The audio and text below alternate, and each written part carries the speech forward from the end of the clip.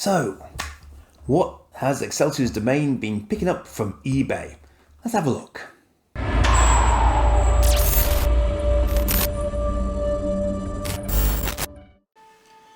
So I've slightly run out of time this week to do my second video, but in getting this particular item from eBay, I thought to myself, actually, I've got a few examples of this sort of thing, so I thought I'd just sort of, go down this little rabbit hole with you. And that rabbit hole is the technical manual. Now, I love these sorts of books because, to me, they just sort of scream creativity. Because people are basically coming up with reasons why fictional vehicles work the way they appear to on screen. And, some of this stuff is just completely out there, and yet the creators of these books make it all seem incredibly plausible. Now this one, good old Box Tree Publishing, and ironically they're also responsible for another technical manual I'm going to give you a quick look at as well.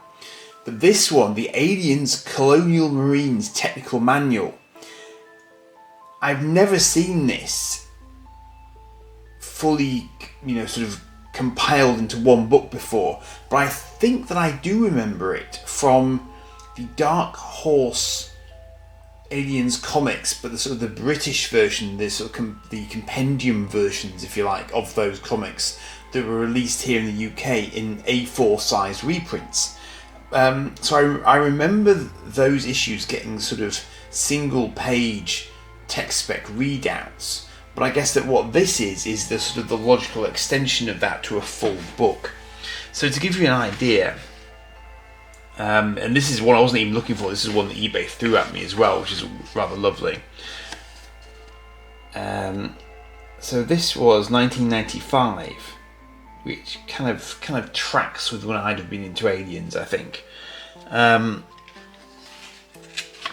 so basically, United States Marine Corps, Colonial Marine Infantry, Aerospace Operations, Heavy Weapons and Armour, Combat Support, Space Transport, and then a little thing on aliens here at this part. I'm going to try and move this more centrally. I've never tried this before, so you'll have to bear with me if it's a little bit sort of wonky, for want of a better description. But as you can see, there's a lot of sort of really sort of solid text going on here. Let's use a little bit more light. There we go. So it's really sort of quite detailed, this one. I haven't even sort of sat and read it myself. But as you can see, we've got a lot of the sort of the badges and stuff that they would have put on the Colonial Marines from Aliens. Now, obviously, this way predates the sort of the modern film, so this is really based on the Aliens film, so the second Alien film. And as you can see, here's the smart gun, which of course I think was it Capone who was the user of this, and they were basically banned from using these in the film, but they decided that they just had to, basically, which had consequences, of course, but it also kept more of them alive than would otherwise have been the case. So this whole book is basically all about describing how you would use these units, and they've got the flamethrower, they've got the body armor here. And it's just all really sort of really nicely illustrated, loads and loads of text, as you can see. It's not a picture book.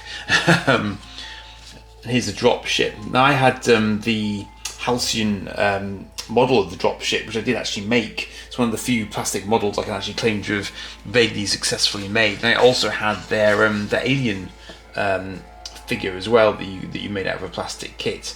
So I did go through a real sort of alien phase at one point. So when eBay threw this at me, I just thought, yeah, I can't not pick that up. And it was a steal. It really wasn't expensive at all.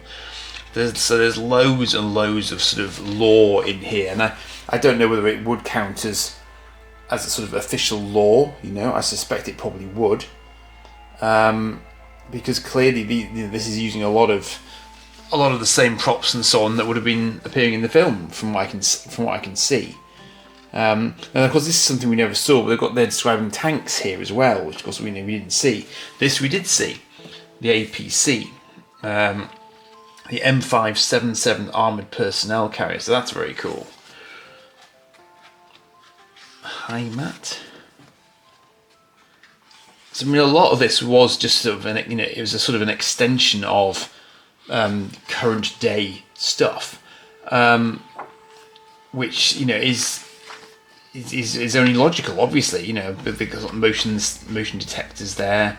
Nice bit of alien graphics mixed in with it, which is lovely. And there's got the Sulaco, the mothership for the colonial marines, which could deploy drop ships, but I think could also do orbital bombardment and so on as well, as I recall.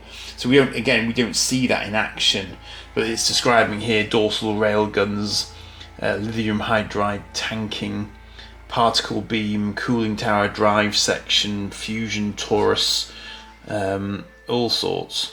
So yeah, loads and loads of cool stuff in here. But I just love, as I say, the sheer sort of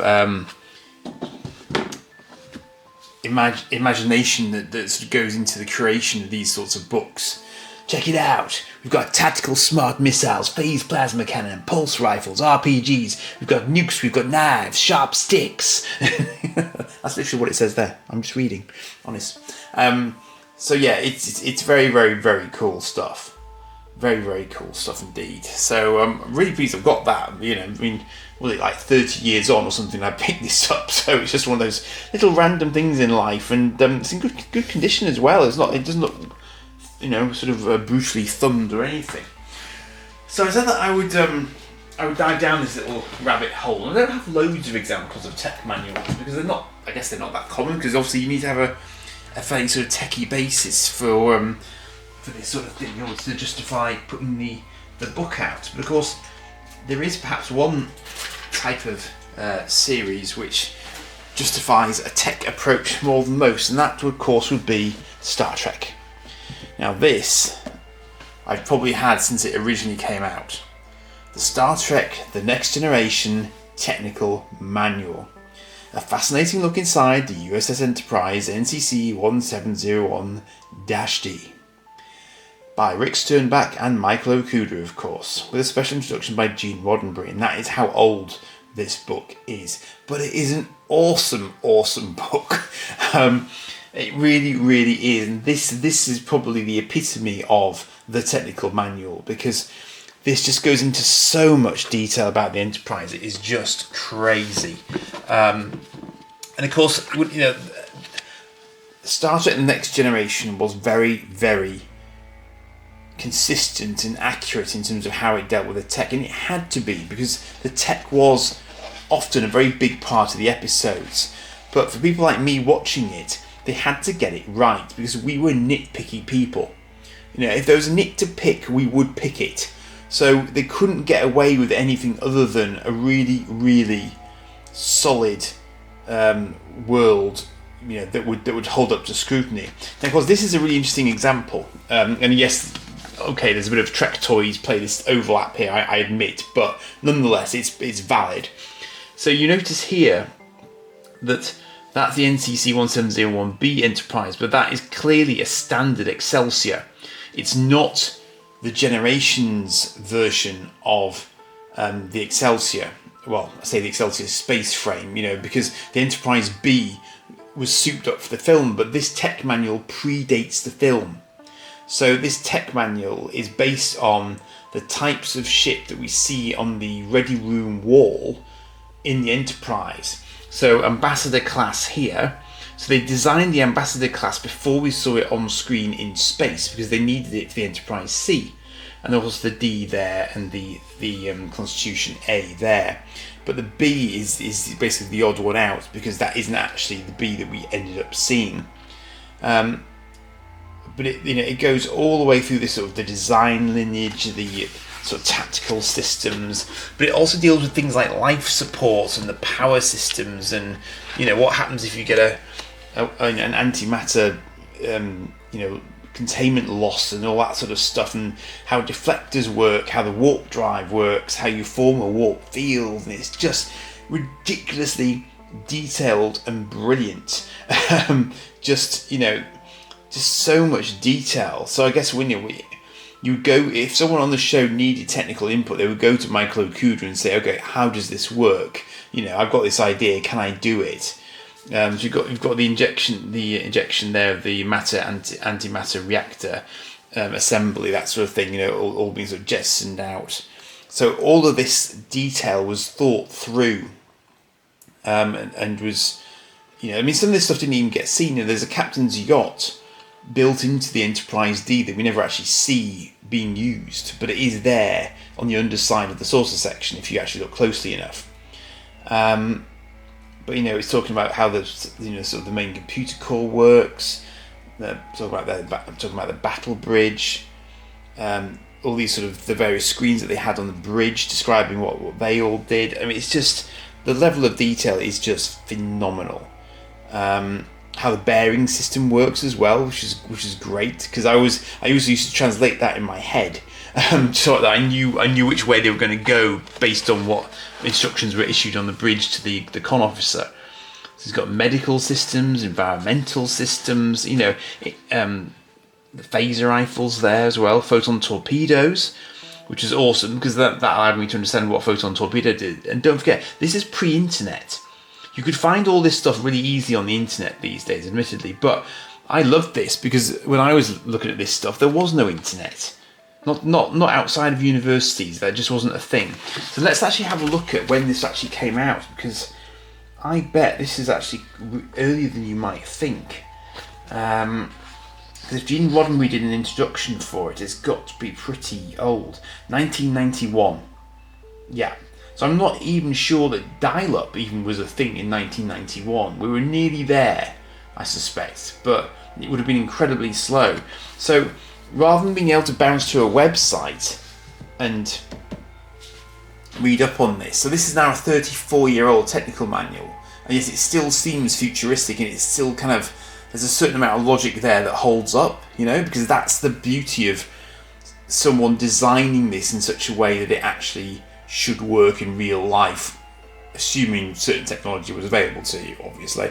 But you know, it's nevertheless, it's a superb book, and it just, if you have that sort of brain, it just sort of sucks you in and holds you there and puts you into the world in a way that you know, you just don't get otherwise. It just allows you to have a deeper appreciation of the sheer intelligence factor that sits behind putting these shows together and having everything actually seem to work in a coherent way. Obviously, a lot of people probably don't give two hoots about this stuff. Fully appreciate that. I, on the other hand, do. So, there you go. Okay, start at Next Generation Technical Manual. Love it to death. Had it for decades. Wouldn't ever really want to let it go. That wasn't the first one, though. I also picked this up along the way. Now, this is even more sort of hardcore and kind of detailed. It's really, really sort of gritty, almost sort of, you know, military-esque stuff. Now, this one, I think, comes from a much earlier era. And I haven't looked at this in a very long time. I'm not even sure if it carries an official date, because it's kind of so in universe. It's probably trying to avoid that. First edition, stardate 7511.01. Well, that's really helpful. Come on, give me half a clue. Yeah, okay, 1975. 1975. So this is 50 years old. It's 50 years old. The Starfleet Technical Manual, and it's 50 years old. That is crazy, isn't it? That is just absolutely crazy. This is that old, but it's bound like that way as well, though. Starfleet Technical Order. See, I mean, this stuff is really hardcore. I mean, it's very text dense. This is the Articles of the Federation. Wow.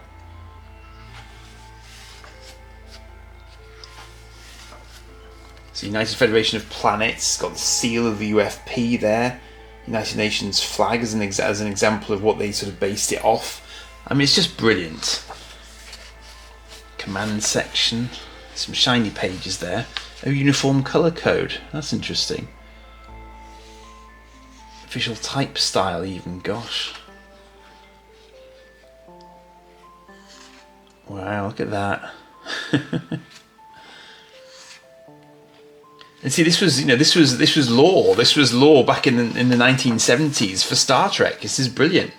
And this is the incredible longevity of Star Trek as a concept. That you got this sort of thing being published for it in 1975. Now I love this stuff. You got a heavy cruiser class, which is what the Enterprise was. A dreadnought class under construction. Destroyer scout class. Transport tug class.